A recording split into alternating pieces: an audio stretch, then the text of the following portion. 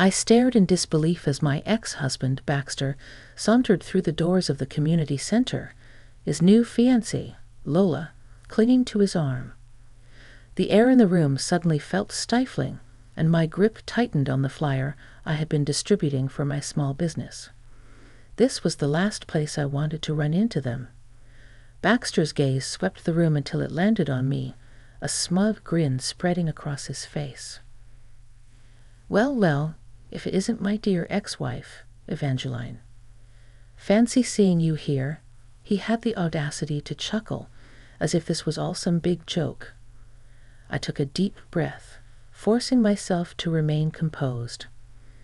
"Baxter, Lola," I acknowledged them with a curt nod, my eyes narrowing slightly.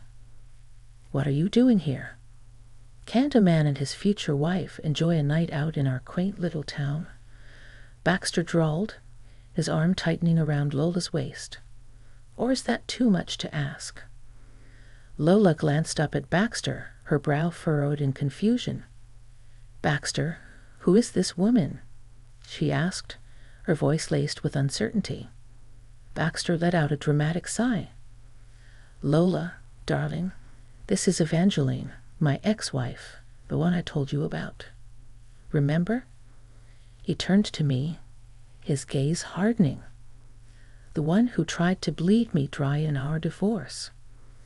I felt the heat rise to my cheeks, and I had to resist the urge to slap that arrogant smirk off his face. "That's not how I remember it, Baxter," I retorted, my voice sharp. "I recall it was you who refused to pay a single dime in alimony, thanks to that prenuptial agreement you forced me to sign." Baxter's eyes narrowed, and I could see the fury bubbling just beneath the surface. "Ah yes, the prenup, the one that saved me from your greedy clutches." He leaned in, his breath tickling my ear. "Face it, Evangeline, you got nothing out of that marriage, and you never will." I clenched my jaw, my nails digging into the palms of my hands. How dare he stand there and mock me as if our entire marriage had been nothing but a farce? "You may have won that battle, Baxter, but mark my words, I'm not done fighting." I glanced at Lola, my heart aching for the young woman who was clearly unaware of Baxter's true nature. "You may have found a new plaything, but I won't let you hurt my son the way you hurt me." Baxter let out a loud, grating laugh. "Your son? Please, Theo is as much mine as he is yours. And as for hurting him, well, that's your own fault for being such a lousy mother." He leaned in closer, his voice lowering to a menacing whisper. "If you know what's good for you, you'll stay out of my way, Evangeline. This is my life now, and I'm not about to let you ruin it." With that, he turned on his heel, Lola trailing behind him, her expression a mix of confusion and concern. I watched them go, my heart racing with a familiar mix of anger and helplessness. Baxter may have won the battle, but I was far from done. I would fight for my dignity, my son, and my future, no matter the cost. The drive home from the community center was tense, the silence in the car thick with unspoken emotions. I could feel Theo's eyes on me, his brow furrowed with concern. "Mom, are you okay?" he asked, his voice soft. I forced a small smile, reaching over to give his hand a gentle squeeze. "I'm fine, sweetheart, just caught off guard, that's all." Theo's expression darkened. "I can't believe he had the nerve to show up here with that woman, and the way he talked to you." His jaw clenched, and I could see the anger simmering in his eyes. "I know, honey, but we can't let him get to us." I took a deep breath, steadying my nerves. Baxter may have won the battle with that prenup, but I'm not about to let him win the war. "What are you going to do?" Theo asked, his voice tinged with a mixture of hope and trepidation. I pressed my lips into a thin line, my mind racing. "I'm not sure yet, but I'm not giving up without a fight.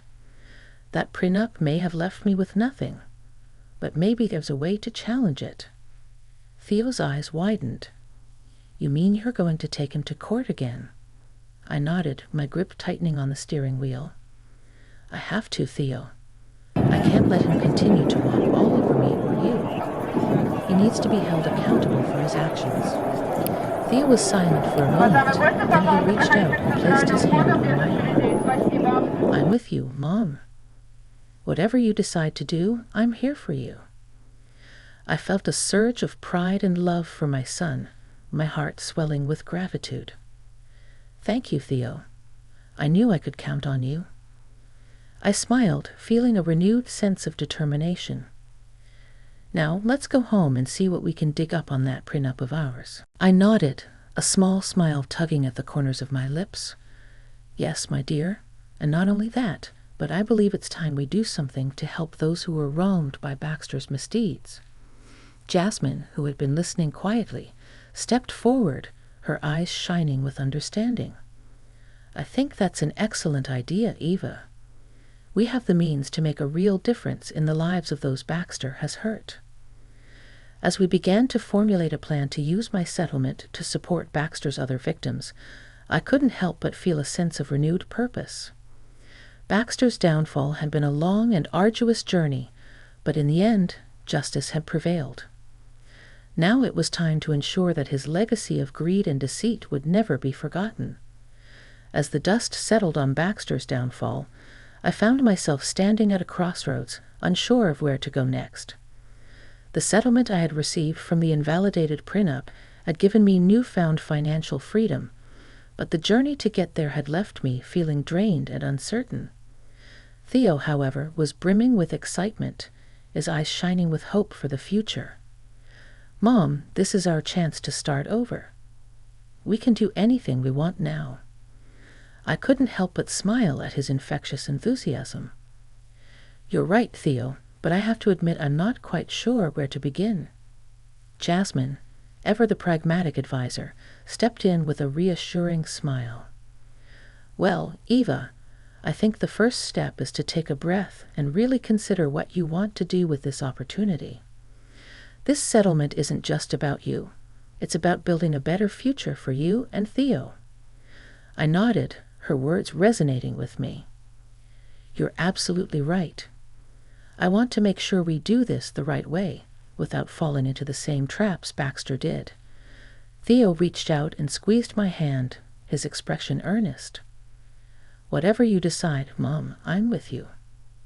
We're in this together. I felt a swell of pride and gratitude for my son. His unwavering support was a constant source of strength. Thank you, Theo. I couldn't have done this without you. After much deliberation, Theo and I decided to use a portion of the settlement to expand my small business, finally giving it the resources it needed to thrive.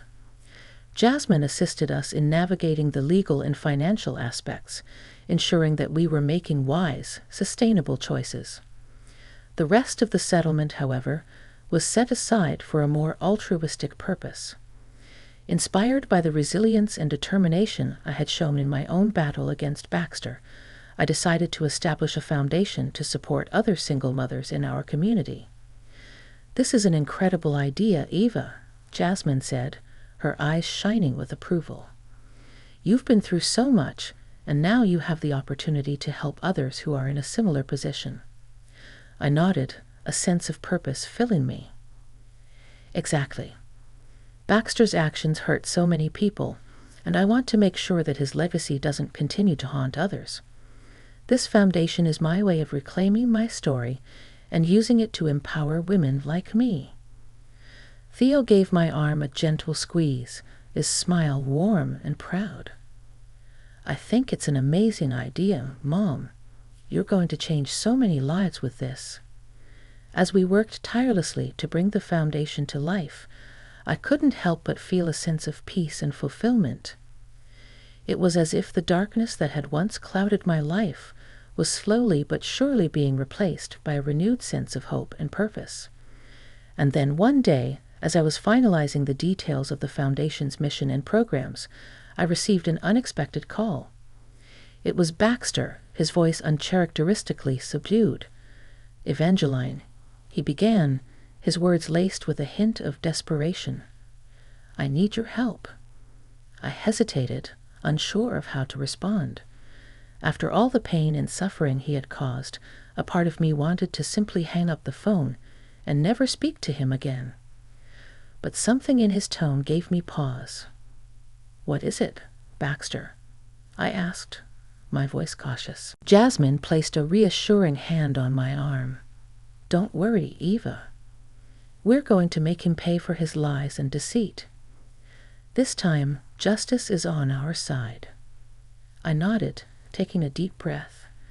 "Then let's do this." As the court proceedings unfolded, I watched with a mix of trepidation and anticipation. Jasmine and her team presented our evidence with precision and conviction, slowly but surely chipping away at the carefully crafted facade that Baxter had built around his financial empire. Witness after witness took the stand, each one adding a new layer of complexity to the narrative. Employees, business partners, and even a few of Baxter's former associates came forward, testifying to his underhanded tactics and dubious accounting practices. Baxter, in turn, fought viciously, unleashing his team of high-priced lawyers in a relentless effort to discredit our witnesses and cast doubt on the evidence. But with each passing day, it became increasingly clear that his defenses were crumbling. One particularly pivotal moment came when a former accountant, a man named Gerald, took the stand. His testimony was damning, revealing a complex web of offshore accounts and shell companies that Baxter had used to hide his assets during our divorce. Mr. Wright would regularly instruct me to falsify financial records and divert funds to untraceable accounts, Gerald stated, his voice steady and unwavering. It was all part of an elaborate scheme to ensure that he wouldn't have to pay a single dime in alimony or child support. The courtroom erupted in a murmur of shock and disbelief, and I couldn't help but feel a surge of vindication. Baxter's face had turned a deep shade of red, his knuckles white, as he gripped the edge of the table in front of him. "Objection, Your Honor," one of Baxter's lawyers shouted, jumping to his feet.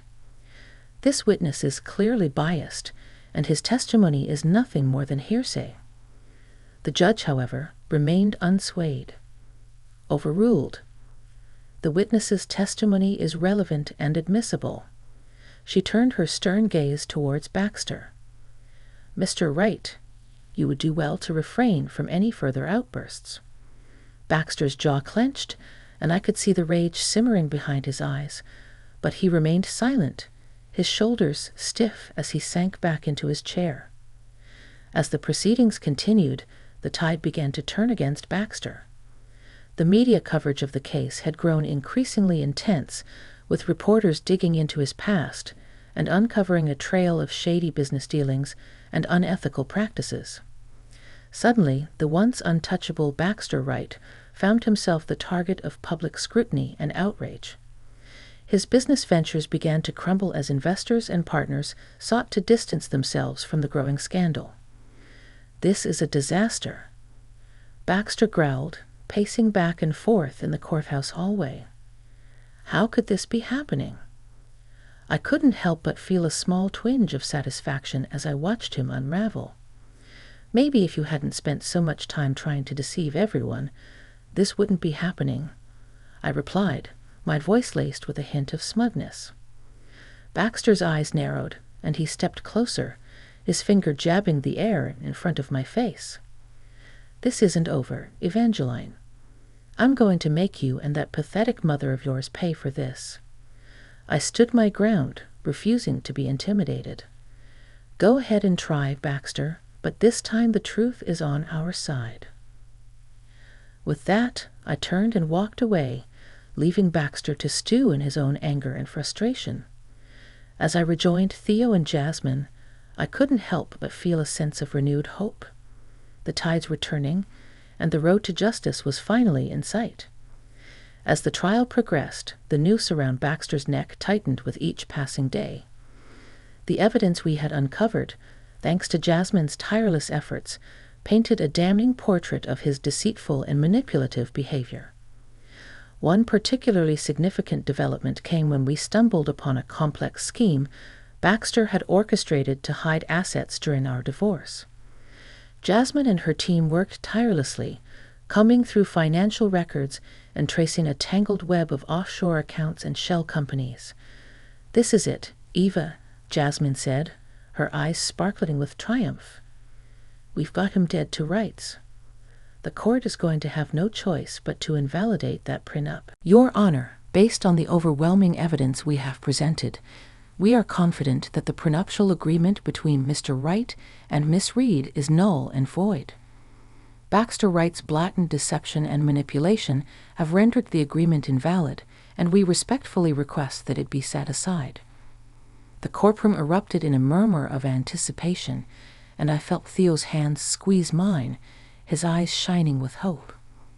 I held my breath, my heart pounding in my chest, as the judge considered Jasmine's words. After what felt like an eternity, the judge cleared her throat, her gaze sweeping across the room. "Having carefully reviewed the evidence presented by Miss Lee, I find that the prenuptial agreement between Mr. Wright and Miss Reed is indeed invalid. Baxter Wright's fraudulent actions and concealment of assets have rendered the agreement null and void." The courtroom erupted in thunderous applause, and I felt a surge of relief and triumph wash over me. Theo pulled me into a tight hug, his voice choked with emotion. "We did it, Mom," he exclaimed. "We finally beat him." I held my son close, tears of joy streaming down my face. "Yes, Theo, we did. Justice has finally been served." As I turned to face Baxter, I saw the true depth of his defeat. His face was ashen, his shoulders slumped in defeat. For once, the man who had always seemed untouchable was finally being held accountable for his actions. "This isn't over, Evangeline," he snarled, his voice trembling with rage. "I'll make you pay for this. Mark my words." I met his gaze unflinching. "No, Baxter, this time it is over. Your reign of deceit and manipulation has come to an end." With that, I turned and walked away, knowing that I had finally reclaimed the power he had taken from me all those years ago. In the aftermath of the court's ruling, Baxter's once formidable empire began to crumble at an alarming rate. The public scrutiny and legal repercussions of his fraudulent activities had a devastating impact on his business ventures and personal life. I watched with a mixture of satisfaction and pity as his world came tumbling down around him. His fiancée, Lola, was the first to abandon ship, her eyes filled with a betrayal that cut him deeper than any legal setback. "How could you do this, Baxter?" she cried, her voice laced with raw emotional pain. "All this time, I thought you were this successful, upstanding businessman, but you're just a liar and a cheat." Baxter, for once, was rendered speechless, his usual bravado nowhere to be found. He stood there, his shoulders slumped as Lola gathered her belongings and stormed out of their shared apartment. I couldn't help but feel a twinge of sympathy for the young woman, despite the animosity. I held towards Baxter. She had been an unwitting pawn in his twisted game, and I knew all too well the sting of being betrayed by the person you trusted the most. But my empathy for Lola was quickly overshadowed by the sense of justice being served. Baxter's business ventures, once a source of his immense wealth and power, began to crumble under the weight of the revelations that had come to light during the court proceedings. Investors and partners once loyal to Baxter now scrambled to distance themselves from the tainted empire he had built. Lawsuits and investigations piled up, and Baxter found himself facing the very real prospect of financial ruin. "This is all your fault, Evangeline," he snarled, cornering me outside the courthouse one day. "If you had just left well enough alone, I could have continued living in peace." I met his gaze unflinching. "This is the consequence of your own greed and deceit, Baxter. You brought this upon yourself." He let out a frustrated growl, his hands clenching into fists at his sides. "I'll make you pay for this, mark my words. I'll take everything from you, your business, your son, your pathetic excuse for a life. I couldn't help but feel a pang of fear at his words, but I refused to let it show. Threatening me won't do you any good, Baxter. The damage has been done, and you have no one to blame but yourself. With that, I turned and walked away, leaving him to stew in his own rage and despair. As I rejoined Theo and Jasmine, I couldn't help but feel a sense of satisfaction. "It's over," I said, my voice barely above a whisper. Baxter's reign of terror is finally coming to an end. Theo wrapped his arms around me, and I could feel the tension in his body slowly dissipate.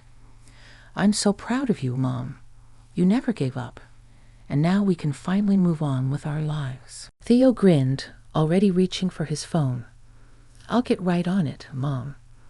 Let's show Baxter who he's messing with." As Theo made the call, I allowed myself a small smile. Baxter may have thought he had me beat, but I was just getting started. This was my chance to reclaim my life, and I wasn't about to let it slip through my fingers. The next few days were a whirlwind of activity as Theo and I worked tirelessly with Jasmine, my trusted lawyer, to uncover the truth behind Baxter's prenuptial agreement. It was a meticulous process, sifting through mountains of financial records and legal documents, but I was determined to leave no stone unturned. Jasmine's sharp eye and keen legal expertise were invaluable as we began to piece together the puzzle. "It's all starting to make sense now," she said, her brow furrowed in concentration. Baxter used some very clever and underhanded tactics to conceal his assets during the divorce proceedings. I felt a surge of anger course through me, my hands clenching into fists. I knew he was a snake, but this is a whole new level of deceit. Theo placed a reassuring hand on my shoulder. "Don't worry, Mom. We're going to make him pay for this." Jasmine nodded, her expression grim. "Absolutely. We've got more than enough evidence to challenge the validity of that prenup. Now it's 7-1, just a matter of getting it in front of a judge." I took a deep breath, steeling myself for the battle ahead. "Then let's do it. I'm ready to show Baxter that he can't get away with this." As we prepared to present our case in court, I couldn't help but feel a twinge of trepidation. Baxter had always been a formidable adversary, and I knew he wouldn't go down without a fight. Sure enough, when we arrived at the courthouse, Baxter was already there, flanked by his team of high-powered attorneys. He shot me a smug grin as I passed by, and I had to resist the urge to wipe it off his face. Well, if it isn't my ex-wife, the financial genius," Baxter drawled, his voice dripping with sarcasm. "I must say, I'm impressed that you managed to dredge up all this evidence." He let out a derisive laugh. "But you and your little team of misfits are no match for my legal juggernaut." I clenched my jaw, refusing to be intimidated. "We'll see about that, Baxter. This time, the truth is on our side." Jasmine stepped forward, her eyes narrowing. "Mr. Wright, I'd advise you to take this matter seriously. The evidence we've uncovered is more than enough to invalidate that prenuptial agreement." Baxter scoffed, his gaze sweeping dismissively over Jasmine. "Oh, please. Do you really think a two-bit lawyer like you can outmaneuver my team of legal experts? This is going to be a cakewalk." Theo stepped up beside me, his expression determined. "Don't underestimate us, Baxter. We're not going to let you get away with this anymore." Baxter's eyes darkened, and for a moment I saw a flicker of uncertainty cross his features, but it was gone as quickly as it had appeared, replaced by a cold, calculating gaze. "We'll see about that, Theo," he said, his voice low and menacing. "This time I'm going to make sure you and your mother lose everything." With that, he turned and strode into the courtroom, his lawyers trailing behind him. I felt a chill run down my spine, but I refused to let Baxter's threats shake my resolve. I had come too far to back down now. "I've lost everything," he admitted, his voice barely above a whisper. "My businesses, my investments, my reputation. It's all gone. I have nothing left." I felt a twinge of pity despite myself. "I see." I paused, considering my next words carefully. "What do you expect me to do about it?" Baxter let out a defeated sigh. "I know I don't deserve it, but I was hoping you might be willing to spare some of your settlement to help the others I've hurt. I need to make amends, Evangeline. I need to make this right." I was taken aback by his request, the sincerity in his voice something I had never witnessed before. For a moment, I was silent, weighing my options. Finally, I spoke, my voice steady. "Very well, Baxter. I'll see what I can do." As I hung up the phone, I couldn't help but feel a sense of closure. Baxter's fall from grace had been swift and unforgiving, but in the end, it seemed that even he had found the humility to seek redemption. With a renewed sense of purpose, I turned my attention back to the foundation, determined to ensure that my story would not be defined by Baxter's betrayal, but by the triumph of resilience and compassion. As I sat at my desk, poring over the stack of documents related to my divorce, a sense of frustration and bitterness welled up inside me. Baxter had been a master manipulator, using his wealth and power to tip the scales in his favor. That prenuptial agreement had been the bane of my existence, leaving me with nothing after years of marriage and a lifetime of memories. "There has to be something we're missing," I muttered, running a hand through my hair in frustration. Baxter couldn't have been that clever. Theo leaned forward, his eyes scanning the documents. "What about this clause here?" he said, pointing to a paragraph of legal jargon. "It looks like it might have a loophole." I squinted, my brow furrowing as I read through the fine print. "You know, you might be onto something. This section seems a bit vague." A spark of hope ignited within me, and I felt a surge of determination. "Theo, call Jasmine. I think it's time we take another look at this prenup." Theo grinned, already reaching for his phone. "I'll get right on it, Mom. Let's show Baxter who he's messing with." As Theo made the call, I allowed myself a small smile. Baxter may have thought he had me beat, but I was just getting started. This was my chance to reclaim my life, and I wasn't about to let it slip through my fingers. The next few days were a whirlwind of activity as Theo and I worked tirelessly with Jasmine, my trusted lawyer, to uncover the truth behind Baxter's prenuptial agreement. It was a meticulous process, sifting through mountains of financial records and legal documents, but I was determined to leave no stone unturned.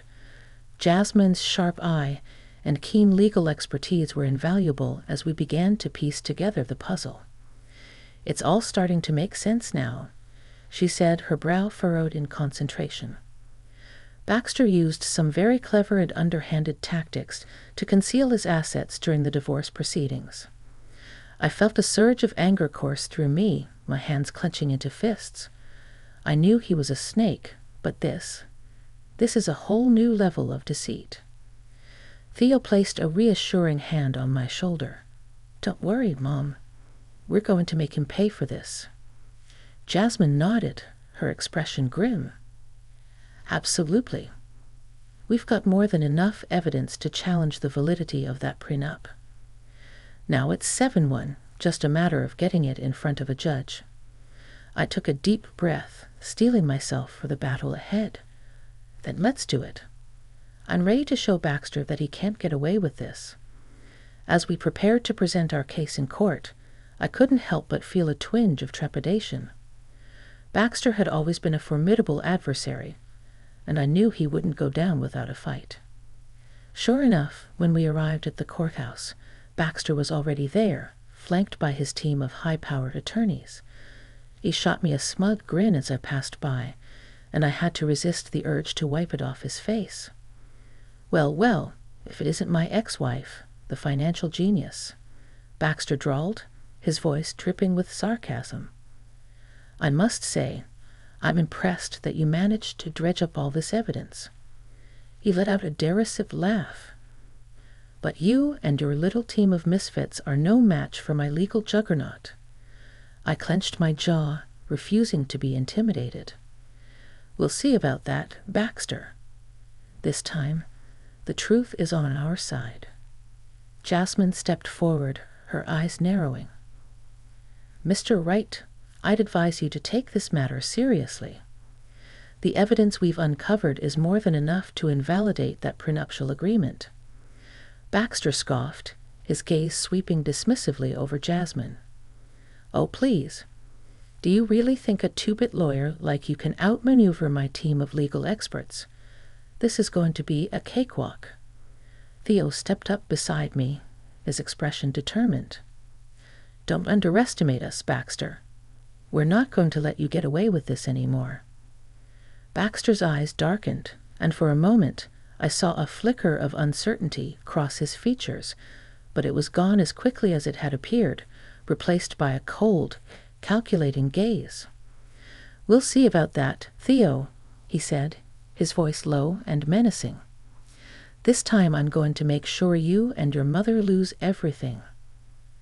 With that, he turned and strode into the courtroom, his lawyers trailing behind him.